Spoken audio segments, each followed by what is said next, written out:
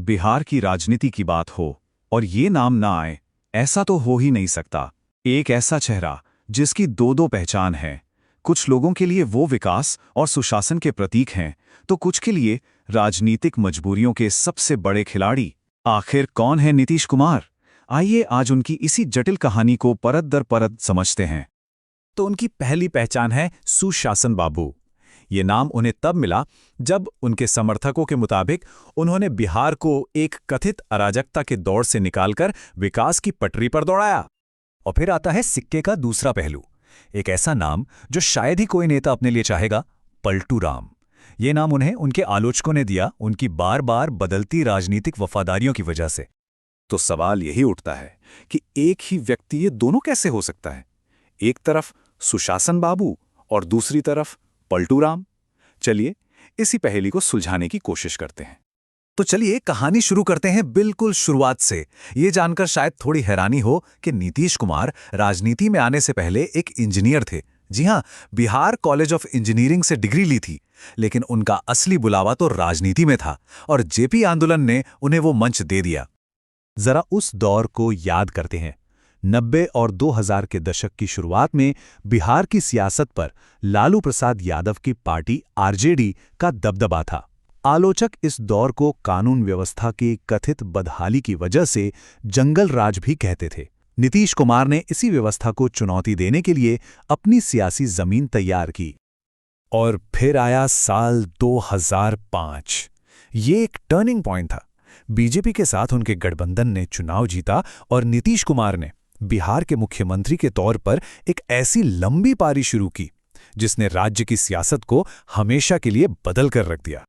सत्ता में आते ही उन्होंने उन नीतियों पर काम करना शुरू किया जिनसे उनकी सुशासन बाबू की छवि बनी। संगठित अपराध पर लगाम कसी गई, लड़कियों को स्कूल जाने के लिए साइकिलें दी गईं, जिससे महिला शिक्षा में एक तरह की क्रांति आ गई। जीविका कार्यक्रम ने ग्रामीण महिलाओं को आर्थिक रूप से मजबूत किया और सड़क, बिजली जैसे बेसिक इंफ्रास्ट्रक्चर पर जबरदस्त काम हुआ। और हां, 2016 का वो बड़ा फैसला शराबबंदी का, वो भी था। लेकिन सुशासन बाबू के इस कहानी में एक बहुत बड़ा ट्विस्ट भी है। एक ऐसा मोड़ जिसने उन्हें पॉलिटिकल सर्वाइवर का खिताब तो दिया, लेकिन साथ ही पलटू राम का एक तमगा भी दे दिया। अब जरा इस टाइमलाइन पर नजर डालिए। ये किसी पॉलिटिकल थ्रिलर की स्क्रिप्ट से कम नहीं लगती। 2013 बीजेपी से 17 साल पुराना नाता टूटा। 2015 अपने धुर विरोधी लालू यादव के साथ महागठबंधन बना लिया। 2017 आरजेडी को छोड़कर रातों रात वापस बीजेपी के साथ सरकार बना ली।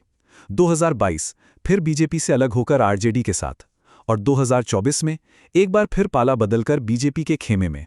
ये सिर्फ राजनीतिक बदलाव नहीं थे, ये बिहार की राजनीति में आए भूचाल थे। वैसे तो उन्होंने कई बार पाला बदला, लेकिन 2017 का वो नाटकीय घटनाक्रम एक तरह से टर्निंग पॉइंट साबित हुआ। जिस तरह कुछ ही घंटों के अंदर उन्होंने आरजेडी का साथ छोड़कर बीजेपी के साथ सरकार बनाई, उसी ने पलटू राम के इस नाम को उनकी राजनीतिक पहचान का एक मजबूत हिस्सा बना दिया।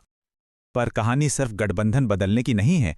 सुशासन बाबू की छवि पर भी कई बार गंभीर सवाल उठे। उनके शासनकाल में कुछ ऐसे संकट आए जिन्होंने उनकी प्रशासनिक क्षमता को सीधी चुनौती दी। उनके सुशासन के दावों पर सबसे गहरा दाग लगा 2018 में मुजफ्फरपुर शेल्टर होम कांड से। एक सरकारी सहायता प्राप्त आश्रयगृह में बच्चियों के साथ हुए यौन शोषण की खबर ने पूरे देश को हिलाकर रख दिया और नीतीश सरकार के प्रशासन पर ऐसे सवाल खड़े किए जिनका जवाब देना बहुत मुश्किल था। इसके अलावा सृजन घोटाला भी सामने आया। इसमें एक एनजीओ के जरिए कई सालों तक सरकारी खजाने से करोड़ों रुपए अवैध रूप से निकाले जाते रहे। इस मामले ने भी सरकारी निगरानी की पोल खोलकर रख दी थी। और भी कई आलोचनाएं हैं, जैसे शराबबंदी की नीति की वजह से जहरीली शराब का एक अवैध कारोबार खड़ा हो गया और राज्य को राजस्व का भारी नुकसान हुआ। आलोचक ये भी कहते हैं कि वो बिहार में उतनी नौकरियां पैदा नहीं कर पाए जिसकी जरूरत थी, और इसी वजह से लाखों युवाओं को काम के लिए दूसरे राज्यों में पलायन करना पड़ता है। तो आखिर में हम पहुंचते कहां हैं? नीतीश कुमार की विरासत क्या है? क्या वो एक सुधारक हैं या फिर एक अवसरवादी? ये स्लाइड एक तरह से इस पूरी कहानी का सार है। एक तरफ वो सुधारक जिसने जंगल राज का अंत किया, महिलाओं को साइकिल दी और गांव तक सड़कें पहुंचाईं, और दूसरी तरफ वो अवसरवादी नेता जिसने विचारधारा पर सत्ता को तरजीह दी, जिससे राजनीतिक अस्थिरता पैदा हुई और दोस्तों को दुश्मन और दुश्मनों को दोस्त बनाने में देर नहीं लगाई। तो आखिर में सवाल वही है, नीतीश कुमार की असली विरासत क्या है? क्या वो एक सुधारक हैं जिसने बिहार की तकदीर बदल दी, या वो एक माहिर सर्वाइवर हैं जिसने बस सत्ता में बने रहने की कला में महारत हासिल कर ली है?